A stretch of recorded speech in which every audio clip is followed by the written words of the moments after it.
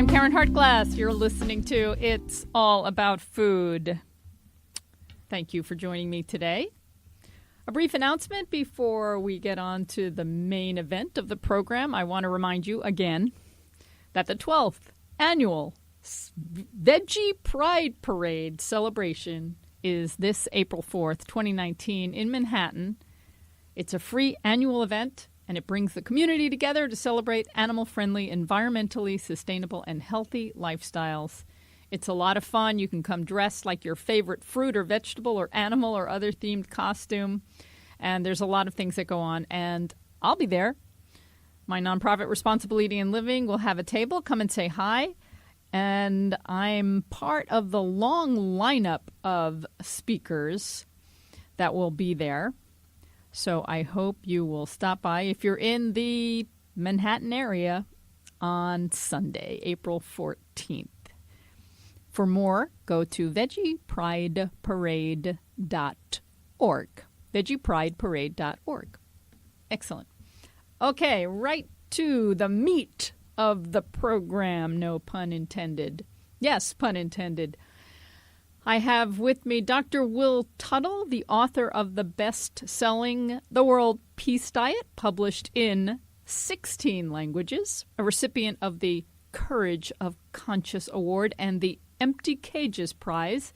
He is also the author of Your Inner Islands and editor of Circles of Compassion, as well as the creator of online wellness and advocacy programs, a vegan since 1980 and a former Zen monk in the Korean Zen tradition. He is featured in a number of documentary films. A Buddhist practitioner for over 40 years, he is a frequent radio, television, and online presenter and lectures extensively worldwide. He's also a very nice guy. Hi, Will. How are you? Great, Karen. Thank you so much for having me on for the great work you're doing, and great to be with you. Thank you. I have not seen you in a very long time. Right. But I love all of the wonderful work that you are doing. Well, thanks. Yeah, we've been busy. We've been doing a lot of lecturing lately and traveling, and it's really very inspiring and encouraging to see how the vegan movement is continuing to grow, and the momentum, I think, is continuing to build all over the world where we've traveled. So a lot of good news there. Yeah, it's definitely transforming.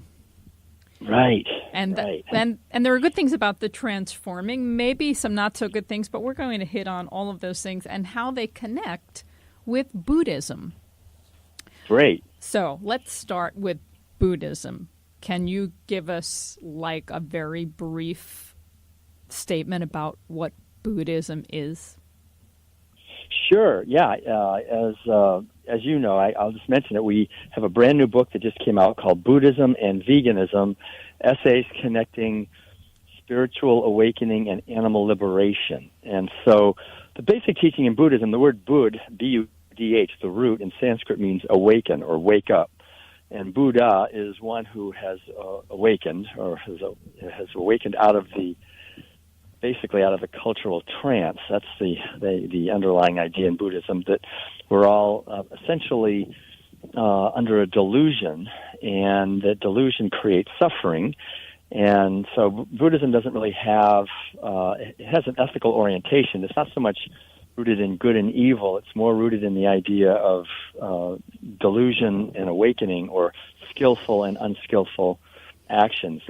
Skillful actions are based on understanding the underlying truth of the interconnectedness of all life, that all beings have consciousness and yearn for the same thing, which is to be free of suffering. So when we act out of delusion, and the basic delusion is the delusion of being a fundamentally separate self, which leads to greed and wanting more for myself and using others as instruments, and so forth, and to try to keep away what I don't want in this endless struggle. And when everyone is under this delusion, we have what is referred to as samsara, which is suffering that never ends. As long as the delusion continues, the suffering continues. So we can't really awaken anyone else. The only one we can actually awaken is ourselves. But by doing that, by making an effort to awaken ourselves, we can then have a solid foundation for helping the world, for helping others to awaken also. So it's very much a philosophy and a way of life and a religion that's based on inner work. The foundation really is meditation. The Noble Eightfold Path, the last two of that are meditation and sort of the inner work, contemplation and meditation, and also based on right livelihood and kindness and so forth as well. So I just love it. I mean, I've been practicing Buddhism since college, which is going way back into the early 1970s, so I guess it's almost 50 years now. And I was a Zen Buddhist monk in Korea back in the mid-1980s, and just have been studying this for many years and seeing how it fits in really with other Eastern traditions like Confucianism and Taoism and yoga and so forth, the Hindu traditions. And also I think it's inspiring a lot of people today in the West, both directly and indirectly through the work of Emerson and Thoreau and sort of the New Thought movement, the Unity movement. Unitarian Universalism has been somewhat influenced. And so the influence is enormous, actually, I think. And I would actually even say that the whole vegan movement essentially is a product primarily of Buddhism. If you go back to the core, go back to the roots, and I can talk more about that if you'd like. Absolutely. Well, I was thinking while I was reading this book, and I was nodding my head in agreement everywhere, yes, yes, yes, yes. And I have not read very much about Buddhism, and I don't pretend to know much about it. But as I was reading all of the explanations, I was thinking, yes, I agree with that, or I have come to that kind of conclusion or that awakenedness from a different path. And I thought, I need to read more and I need to learn more because I'm sure I could be more enlightened from others who have given so much more thought to this. But I really see the connection between Buddhism and veganism, and you've made that very clear in this book. It was great to read. Thanks. So, yeah, it is very fascinating to actually begin to see what the teachings are. You're right. And you were a Buddhist first before you were a vegan. Well, that's actually, yeah, I would say they both came about pretty much at the same time. I was in college. I was back in the early 1970s. Vietnam War was happening, and then I started questioning just the war and the whole mentality gradually of the West, seemed like. And then that led to, the hippies thing was kind of happening, and yoga became popular. So I started to read some books on yoga that led to Zen and meditation. And I ended up leaving home with my brother. Thought we would just walk all the way to California. That was the idea. We were going to kind of on a spiritual pilgrimage, meditating to attain awakening. Because when I read these ideas, they weren't just ideas. I mean, they were transformative, powerful, inspirational kinds of ideas, I guess you'd say. I mean, I really felt like, gosh, I don't want to waste my life going to a job where I'm just distracted with mundane details for 60 years, and I end up, like most people, just wondering, now I die. What did I do here? I just contributed to more suffering, and I could just see that there's really a big danger in not questioning the path that our society lays out. So I was really on fire when I was 21, 22 years old to find meaning in my life and not just waste my life. And so my brother, luckily, agreed with me completely. So the two of us, had this kind of idealistic thing. We walked off, and no money, nothing. Just thought we'd walk all the way to California. We got as far as Buffalo, New York, and in Buffalo we ended up just heading south because it was getting cold. It was in October or November, so we actually ended up walking all the way to Alabama. And it took us quite a few months. But on the way, we stopped for a while in a community called The Farm, which in 1975 was actually the largest hippie commune in the world. They had almost 1,000 people there, and they were all vegetarians. They said they were actually vegans, but no one heard of the word vegan in 1975, so they just said, well, we're vegetarians. And that was it. I was already meditating a lot. I wasn't really considering myself a Buddhist. I was just interested in Zen and meditating. And then that led me to really starting to question the food, although it wasn't until I saw this example of a vegan community, and they were also inspired primarily by Zen. They were like Stephen Gaskin, who was the main teacher, considered himself a student of Suzuki Roshi, who was the founder of the San Francisco Zen Center. And so they were really all reading that book that had just come out, and I was reading it too, called Zen Mind, Beginner's Mind, and finding it really very inspiring by Suzuki Roshi. And so I became a vegetarian right then, just being at the farm, see these people not eating meat and all thriving, and kids thriving, everybody thriving. That was it. I never ate meat in my life again after that. So it was very much, and then we walked down to Huntsville, Alabama. It took us another, a month, and we got there, and we were in a Zen. So then I was living in a Zen center as a vegetarian, and I did that there and in Atlanta, and then lived in a Tibetan Buddhist center in San Francisco eventually as a vegetarian for a few years. And during that time, I just learned more about dairy and egg production. And it wasn't quite so well known back then in the early 1980s. So or late 70s. So I became actually a vegan in 1980, and I had become a Buddhist few years before that. So it kind of all happened at the same time. I guess you would say it was part of the same initial thing. I wasn't trying to be healthier. I just wanted to have a spiritual path that was not conflicted with, causing violence. It just didn't seem to go together at all. But it was kind of weird, too, because I remember at the Tibetan Buddhist Center, everybody, all of us as students were vegetarians, and the Lama was actually eating meat, so we had to prepare meat for him. Which he was our spiritual teacher. It was kind of like one of those things which I think a lot of people go through in the Buddhist movement. They go vegetarian or vegan themselves, and they find the monks are eating meat, and they're going, what the heck is this? I thought Buddhism was supposed to be about compassion and all that. Why are these monks and nuns, or why are these spiritual teachers eating animal foods? And so that's one of the reasons I wrote the book, or edited this book, Buddhism and Veganism, was to try to help explain that.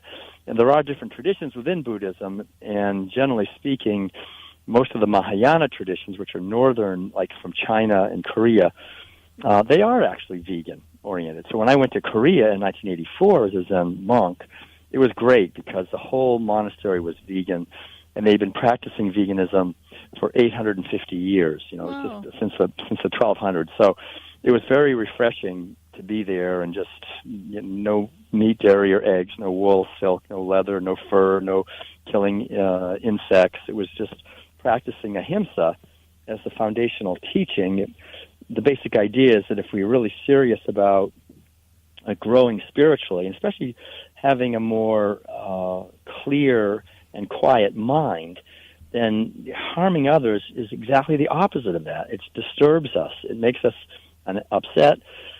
We create a world of conflict around us, and we're never going to be at peace if we're eating animal foods. I mean, if eating animal foods is the opposite of inner peace, because we're causing suffering to other beings. And that's the thing. In the most Eastern traditions, the precept not to kill, while in the West, that usually only refers to humans. In the East, that refers to all living beings. It's specifically inclusive. When we say not killing or harming, it means all living beings. And I think that's probably because the Western religious traditions, like Christianity, Judaism, and Islam, pretty much were forged under herding societies, just totally herding societies where the people are eating animal food. So the religion that we have here in the West pretty much doesn't question that too much. Whereas in Asia, they were more plant-based in their eating, I think, or the herding wasn't quite so widespread.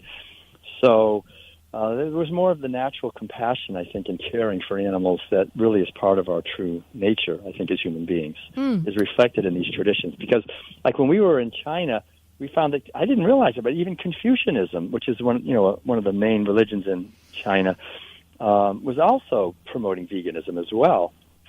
And a lot of the, of course, as people know, Taoist traditions are pretty oriented that way. But I think, in general, the beautiful impulse that gave rise to Buddhism and some of the other traditions in India back 500 BC that really helped transform India into what it is today, still a vegetarian-oriented country. It was really, I think, the Buddhist influence, and as well as the Jain and some of the other teachers back then, that really changed things quite a bit. I have a lot of questions. I don't know that we'll get to them all, but I want to talk about the book. But before we jump into the book, a number of things I wanted to mention. First, I want to mention the artwork by your wife, Madeline, which is very lovely and very lighthearted and colorful and just so happy and delightful to look at. Right, yeah. She actually went to Japan before I had met her and studied Zen art. It's called sumie, the brush painting. People are probably familiar with that. So it's very fortuitous that she has this whole Zen Buddhist art background too. So it worked well with the book, right? Yeah, well, it works. Okay, Great. and you were mentioning your beginnings, how you went out with your brother on this journey, and a lot of us, when we're young, we're adventurous and we want to know the meaning, and then somehow we get caught up in the delusion. And you had a lot of courage not to buy into that. It takes courage. I just want to underline that. It takes courage. Right. Okay, and a couple of other things before we get to the book. This clear, quiet mind. You talk about monks going through times of silence. What does that do for us when people go through an experience of silence? Well, I think it's a very healing, potentially very healing practice, because when we are in a situation where we've taken a vow of silence, and I've done that a number of times, where it's just we're supported in that. Either we're in a monastery or in a meditation center, and there's no talking for 5 days or whatever. For us, it was like 90 days. I remember at one point, and I've done other ones. But it really supports this creating a container that's not so leaky in a way in our mind.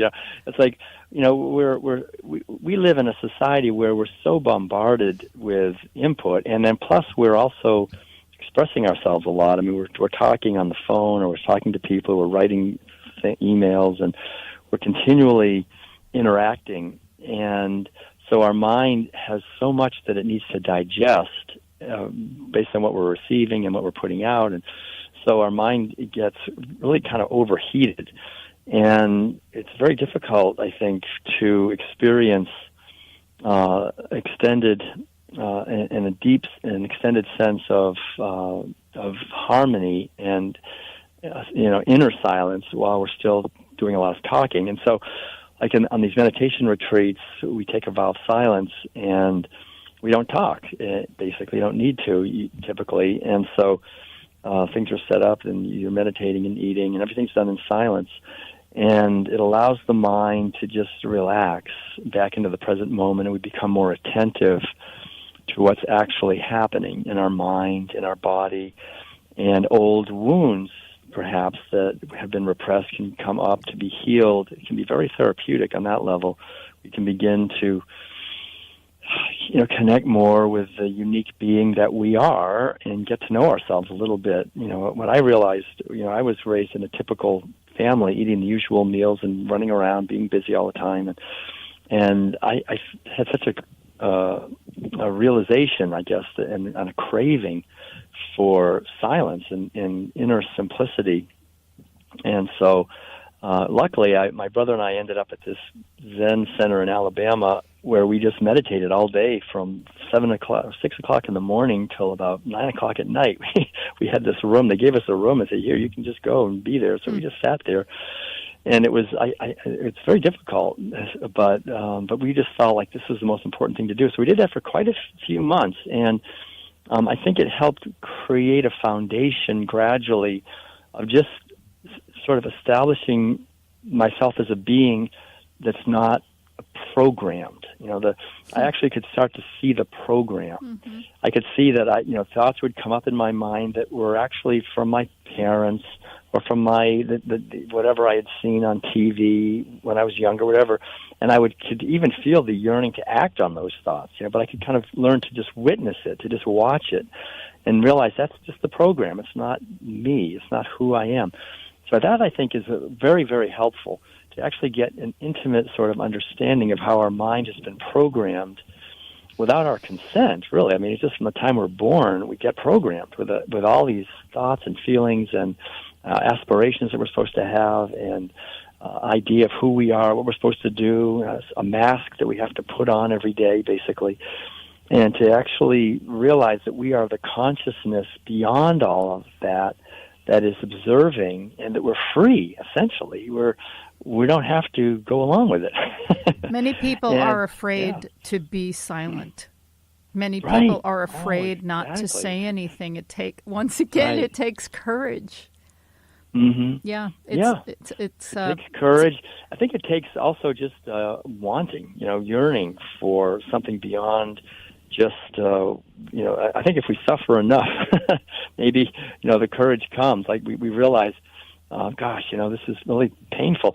There's an old saying in the Buddhist tradition that for the typical person, the aggravation that we go through is like a hair just rubbing our palm. So it's not that bad. But for someone whose heart is opened to the possibility of another way of living, then it's like a hair rubbing against our eyeball. It's really very, very irritating. We want to do something to relieve that suffering, and so we're willing. Like I was willing to just, I'm going to live in meditation centers. I'm not going to worry about making money. I'm not going to worry about relationships. I just want to focus on the one most important thing. And because to me, it just felt like without doing that, I'm just programmed, kind of like a robot. I'm just following these orders. And that's what I think people do, like with veganism. Most people realize that the only reason I was eating animal foods all those years was because I was just following orders. Mm-hmm. That's the only reason anyone eats meat and dairy and eggs, is because we're just following orders. No one does it out of a free choice. It's just what we do. Young children don't do it out of a free choice. So many of them turn away from it. Right. Yeah, they do. They try not to, but they have to, pretty much. I had to. I couldn't, say, I'm not going to eat this meat. That was, unthinkable right. in my family growing up. So I think that's where it all comes together. It's this liberating animals, liberating ourselves. When I was young, I was raised Jewish, and I insisted on going to Hebrew school because the boys were going to Hebrew school. It was a feminist thing.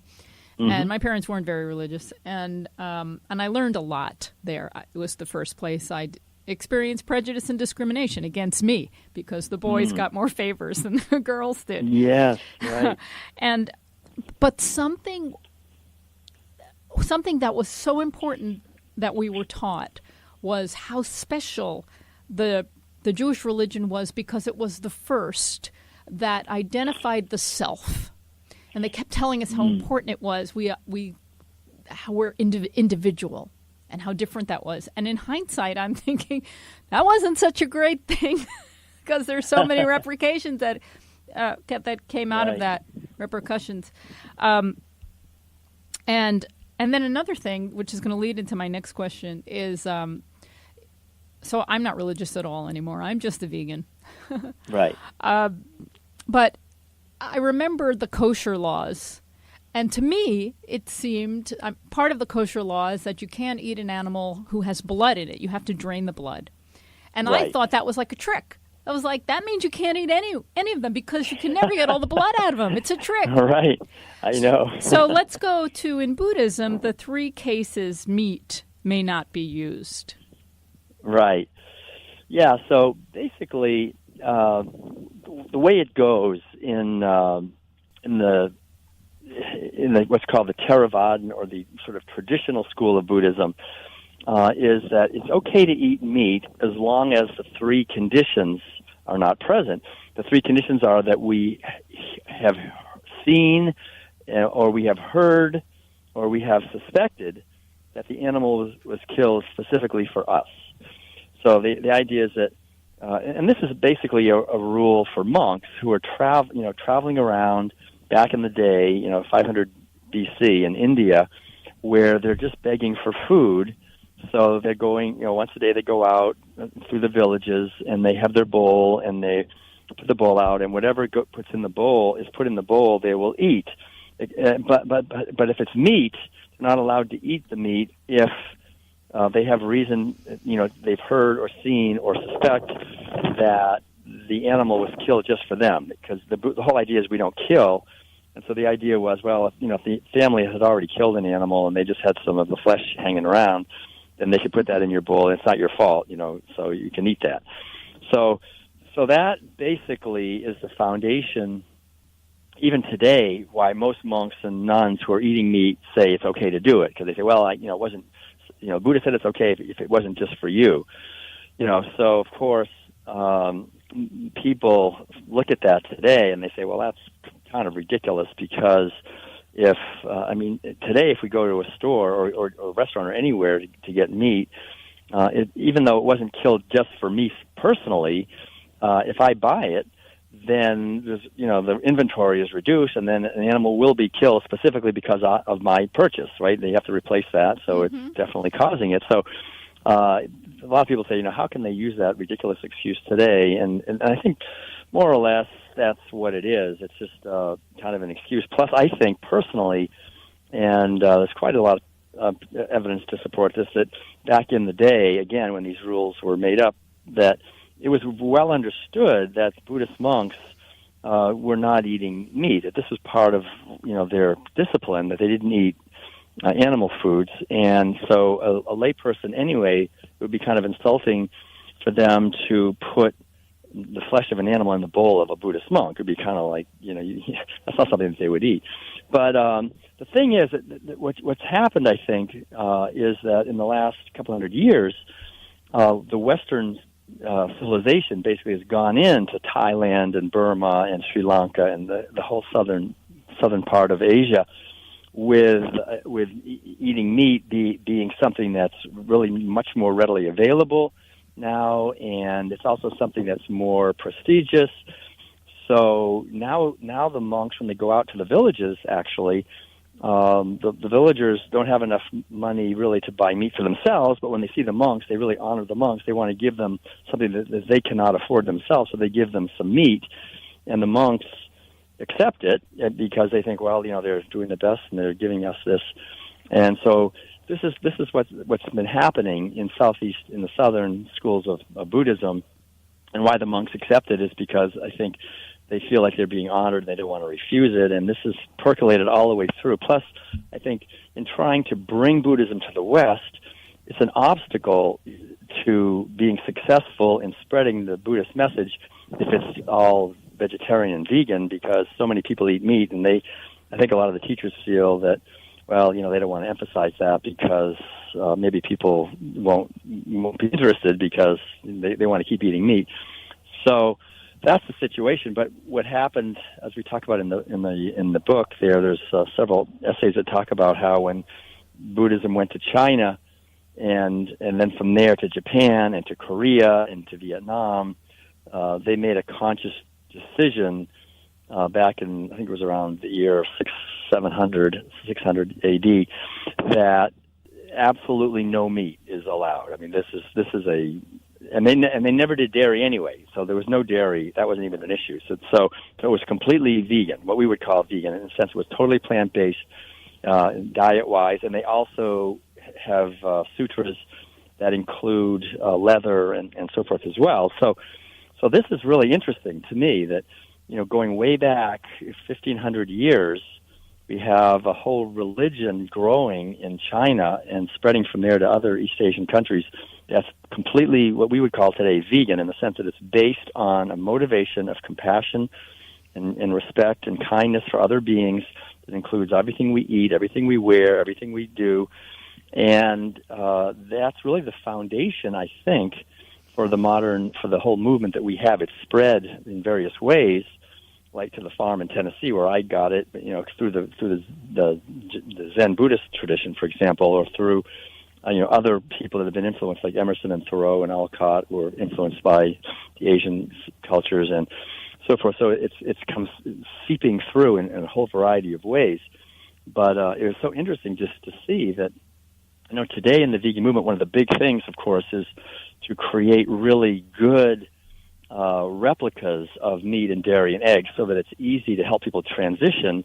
And they were doing this centuries ago. Oh, I'm glad you brought that up. I was going to bring that up. The monks making the veggie meats. Right. Yeah, exactly. It's so interesting. Exactly. That's it. Because the wealthy donors back in the day, again, way back, 1,000 years ago, the monks wanted to, when the wealthy donors came to the monasteries, they would honor them with a meal, and of course, the wealthy donors were used to eating chicken and duck and various forms of meat and fish, and so these monks got very creative at making the first, I guess we call mock meat, or meat analogs from soy and from wheat and so forth, and they would make these meals and these banquets that looked like they were actually meat, but they weren't.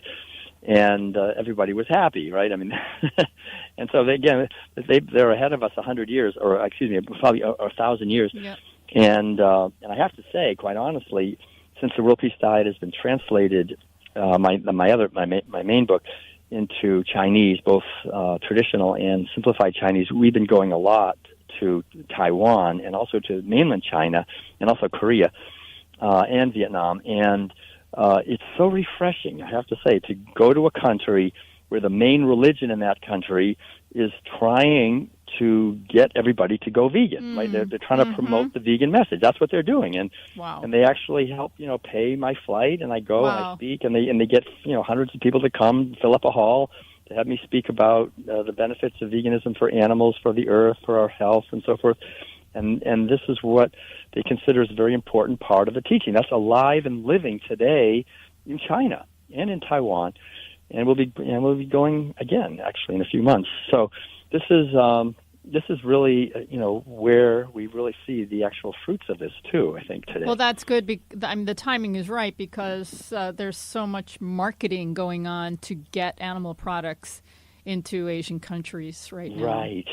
Right, exactly. There's got to so give them much. some pushback. Oh, and they're seeing, unfortunately, the results with increased rates of diabetes that were never seen before and heart disease that were never seen before. And now, thanks to animal food, processed food, they look just like us, big and fat.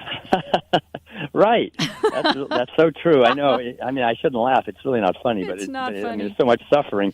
And also just to see how the air and water, especially the water being depleted and polluted and so forth. So at least China, the government has actually gotten behind the message and is encouraging people to eat less meat. And I'm hoping that that's going to spread to some other countries as well. I think Taiwan also is doing the same thing because they realize it's much better, not only for the people's health, but also for their environment. Can you explain about being a mendicant or a beggar and why it's okay to ask for food and how it's done?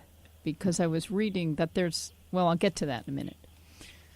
Well, yeah, I cannot actually say from my own experience. I've never personally done that. In Korea, when I was a Zen monk in Korea, that the monks no longer practice that.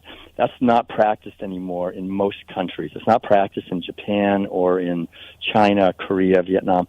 It is still practiced in Thailand. So the monks. So I know people. I mean, I have friends who have been or are mendicants, and they go out, and it works. I mean, the people in the villages are used to expecting them to come around every day just before noon, and they have some food ready for them, and they put it in their bowl, and then that's what they get to eat. And it was considered.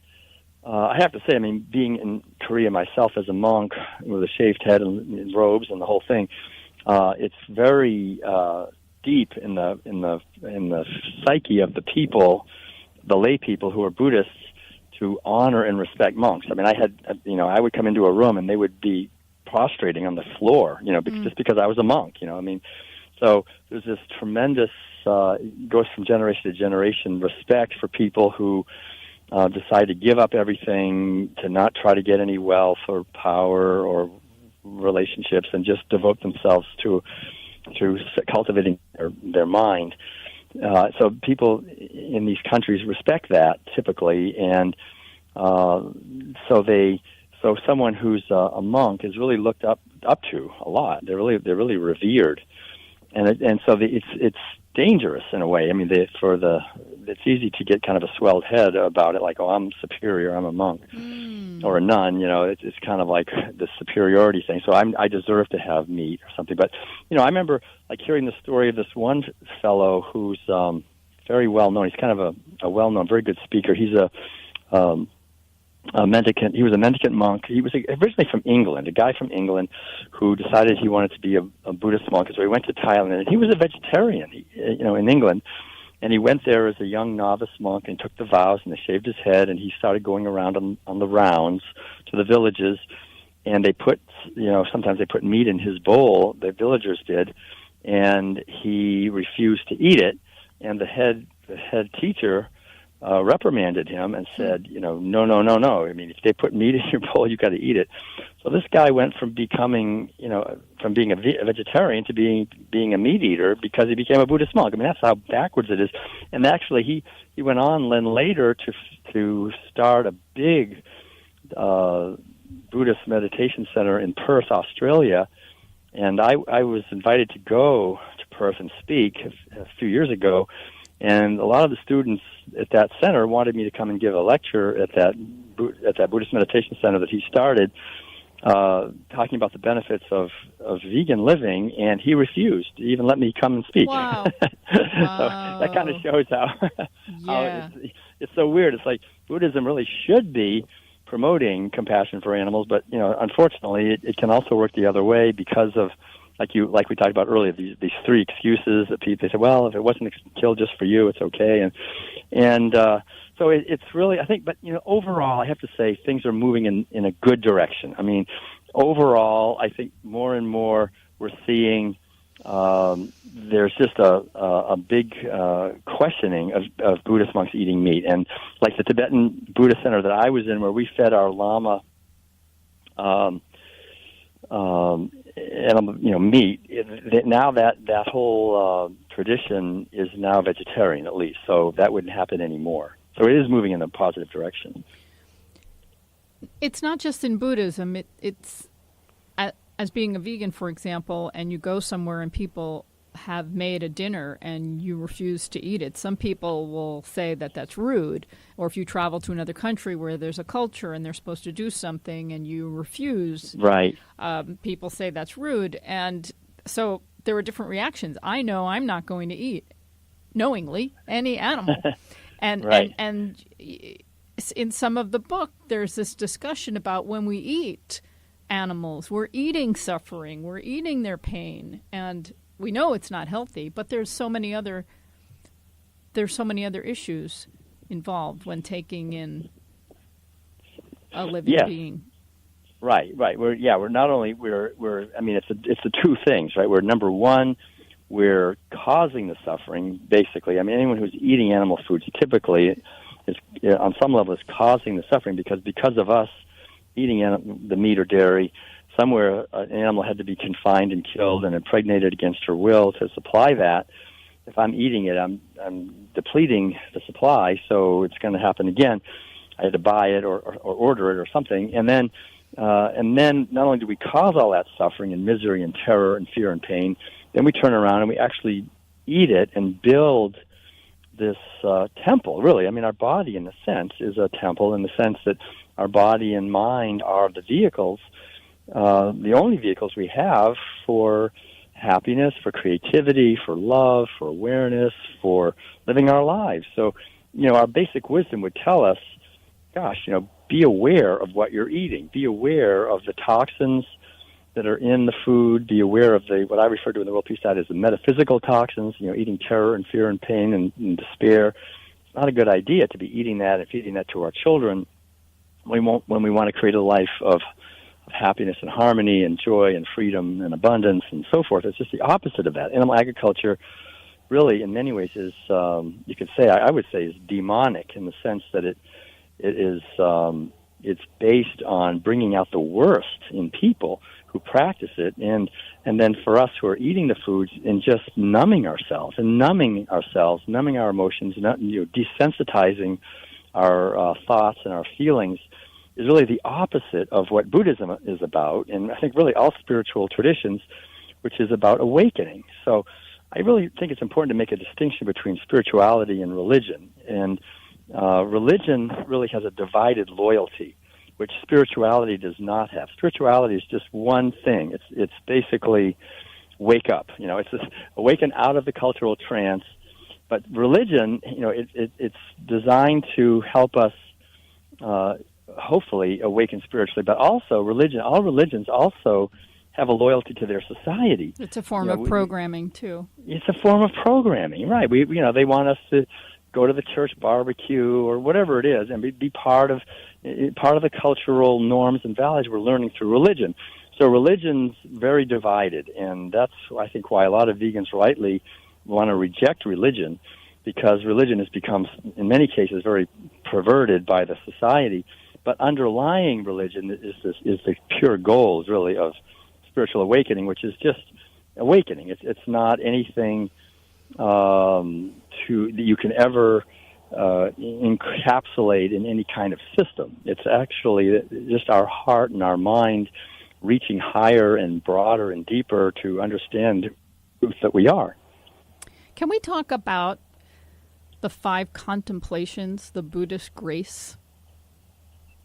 Yes. Yeah, I think it's a wonderful thing for people to even think about one of these things, if not all 5, before they're eating. Yeah, I think, what I say myself every day when I eat something, I have a little saying, may we partake of this food, ever mindful of its true source. May we partake of this food, ever mindful of its true worth. May we be ever mindful that it sustains the temple wherein the spirit resides. And may the uses of the temple take us up the mountain of karma to the summit of enlightenment. So there's this basic idea of seeing the true worth of food at a much deeper level than what we normally see it when we're just eating. The 5 contemplation verse that is traditional in the Mahayana tradition of Buddhism is, I'll just say it here for everybody, this offering of the faithful is the fruit of work and care. I reflect upon my conduct. Have I truly earned my share? Of the poisons in the mind, the most destructive one is greed. As a medicine cures illness, I take only what I need. To sustain my cultivation and to realize the way. So we contemplate with gratitude on this offering today. This offering of the faithful is the fruit of work and care. So those are the 5 contemplations. It's basically to reflect upon the food that we're eating, and monks say this. We used to say something similar in the monastery in Korea.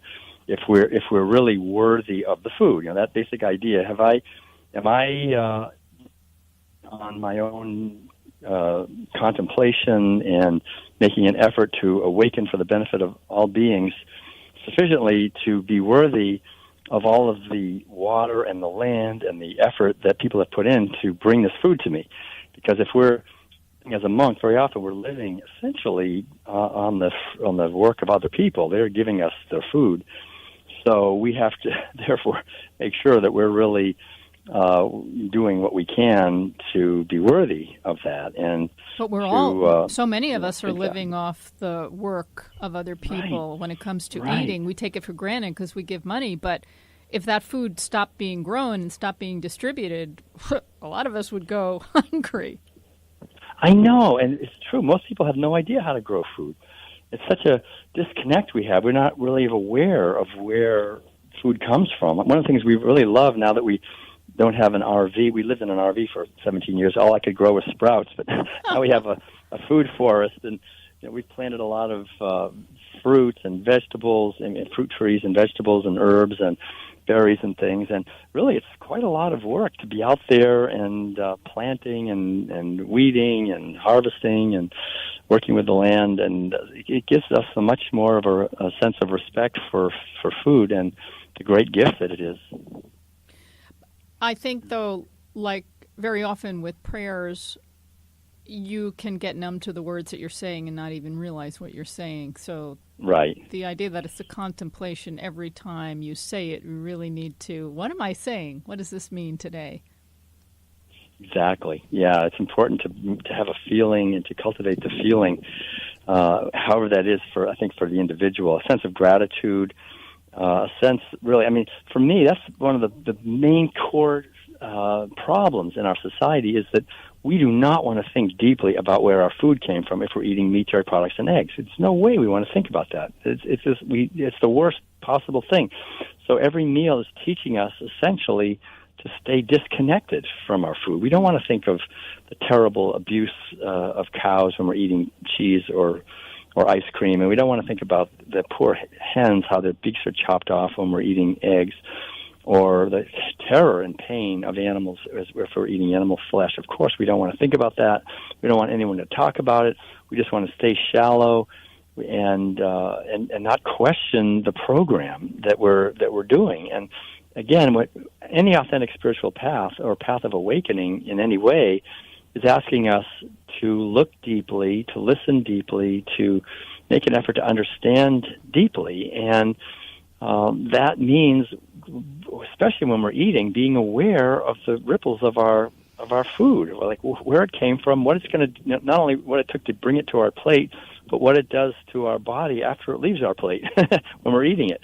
And this is something that I think is at the heart of really the problems that we're having in our world today, is that we're just living, all of us are born into a culture where we're wounded. We're forced to become shallow and disconnected and just eat the flesh and secretions of horribly tortured and abused animals, just as if it's like that's normal, and to disconnect from what we're doing. And my PhD at Berkeley was in educating intelligence, and intelligence is the capacity to make connections. So when the main ritual in every society is to disconnect, it's actually reducing our intelligence, both cognitively and emotionally on every level, and it explains a lot. I think it explains a lot of how we can be really doing such unintelligent things as a society. We have billions of dollars we could spend and productively, but we use it for terrible, violent, earth-destroying things. And again, that's eating animal foods, reducing our intelligence. And it's interesting that in the Buddhist tradition, there's always this emphasis on listening deeply, and feeling deeply. And the bodhisattva is someone who's dedicated their lives to reducing the suffering of others. That's sort of the ideal. All of us can be bodhisattvas. All of us can dedicate our lives to reducing the suffering of others. And one of the main bodhisattvas is, people have probably seen statues of Kuan Yin, or that's the Chinese word Chenrezig, or Avalokiteshvara. Anyway, this is the bodhisattva of compassion. It's a deity, but lives within each one of us as an aspect of our own consciousness. We all have within us a radiant capacity in our consciousness to be compassionate and kind. And that word, Avalokiteshvara, in Sanskrit literally means one who hears the cries of the world. And I think that's the key, it's being willing to listen, like we talked about earlier, silence. When we get quiet enough and we don't speak, and we're just listening and we're practicing listening, pretty soon we can listen deeply enough to hear the inner wisdom that's in our hearts, and deeper than that, the suffering in the world, in a way that we open to it. And when we open to that, it doesn't mean that our life gets terrible. It means we're deepened, we're maybe saddened by that. But it does mean, I think, that we begin to embrace that as a reality. We're not afraid of it. And then we can, from that foundation, begin to actually get active, actually do something to help relieve that suffering. Whether that activity is like what you're doing, to have conversations and create recipes and organizations and contexts to share this message, or if it's something more like creating movies or whatever it is, or even just meditating in the silence, just sending love out to the world. I think all of these are actions that we can engage in that will help to heal the situation. So we've been talking about your book, Buddhism and Veganism, which you edited and you contributed several chapters to. And we've been touching on some of the concepts that are discussed in this book, but there are different chapters written by different people, and they share their stories of becoming Buddhist and becoming a vegan. They share, it's a wide variety of topics that are covered that are all kind of connected. We learn about all the things that are wrong with animal agriculture. Some of them are harder to read than others. But when you talked about, we were just talking about compassion and learning to listen. There are a lot of angry vegans in the world. And right. I think they need a little splash of Buddhism. There was one chapter talking about listening to a friend who was a butcher. Right. And surprised to hear the butcher, who was a son of a family of butchers, actually express that he knew what he was doing and wasn't that happy about it, but really didn't know how else to make a living. And right. That's where the compassion comes in. We need to learn to listen and understand where everyone's coming from. Right. That's such a good point, Karen. I think the whole idea is that it's easy for us, in a sense, to be outraged and angry at people who are eating animal foods, or, like you say, people who are causing, like the butcher or something like that. And I think a lot of people in the beginning stages, we're just kind of consumed by this anger. If we go vegan, we see an undercover video, and we just are outraged by what's happening. And the thing we need to understand, though, is how to be skillful in our approach to help relieve the suffering. And if I'm just angry and blame and shame and criticize people, is that going to actually change any behavior? Is that going to bring any light to the situation? Or does that actually just serve mainly to reinforce stereotypes and divisions? And in many ways, I think the most important thing we can do when we make the transition to veganism is to realize that we're not done. Just because I'm vegan doesn't mean I'm perfect. I'm done now. I'm fully enlightened. To realize that this is just the beginning, in many ways, of an ongoing adventure of discovery, and that our life is an adventure wherever we are on the path. So now that we've maybe been able to make this very wonderful transition, so we're not paying for and eating and consuming foods and products that are derived from animals, we can begin to learn more and deepen our understanding so that we become more effective as advocates and more effective in bringing this message to other people. And then I think we begin to realize the basic truth. I think Gandhi said it very well. He said, without positive personal change, there can never be positive social change. And to actually change ourselves so that we're embodying what veganism is. And what is veganism? It's essentially love and kindness and respect for others, for animals, and for human animals, who can very often be the most challenging of all. So that when we're engaged in dialogue or talking to people, we're sharing our own story in a way with them that is respectful, and also listening to them and being willing to hear their story as well. And I think this is happening. I think that the vegan movement is maturing. There's still a lot of angry vegans, but I think people are more understanding that that's a relatively shallow stage, and that as we deepen our veganism, we begin to realize that we are called to transform ourselves so that we're actually embodying veganism as radical inclusion, as respect and kindness for others who are different from me, and to simply do the best we can to exemplify what veganism is in our every thought, word, and deed. And I think when we do that, we begin to less be a force to try to change other people and more be a force to plant seeds in the consciousness of other people, so that those seeds will be watered by their own compassion and wisdom. And when they go vegan, which they will, if we plant the seeds well, it'll be their own choice. It won't be because they're being pressured into it. It'll be something that comes to them because we can exemplify that. And I think creating communities based on this is really very, very powerful. Like, that's how I changed. I talked about the farm in Tennessee or Sungwang Sa Zen Monastery in South Korea. Now, these are communities where everyone is living in this way, and we can create all kinds of communities. Like you were talking, I think we heard earlier about the Veggie Pride Day. That that's like a one-day community, right? Everybody Yes.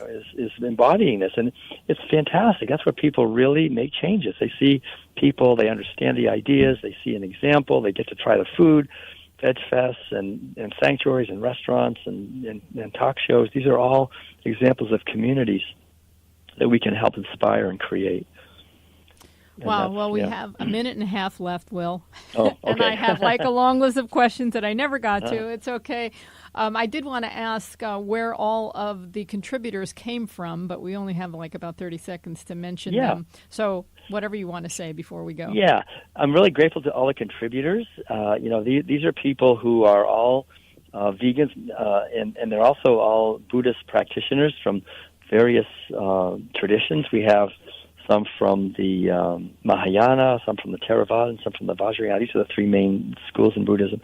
And they're people that I've basically met over the many years I've been a Buddhist and a vegan. And they all, I think, have a wonderful contribution to make of understanding to how we can live our lives in harmony with each other and with animals in these critical times. So. Will Tuttle, Dr. Will Tuttle, thank you so much for joining me, and It's All About Food, and for putting this book together, So Important, Buddhism and Veganism. It was such a pleasure to talk with you today, and I hope to be in your presence close again sometime soon. Thank you, Karen. Thanks, everyone, for listening. And, the book is available through our website, worldpeacediet.com, or just on Amazon, anywhere, if you're interested in these ideas. Very good. Well, you've been listening to another episode of It's All About Food, everybody. I'm Karen Hartglass. You can find me at responsibleeatingandliving.com and send me an email at info@realmeals.org. And please remember, have a delicious week.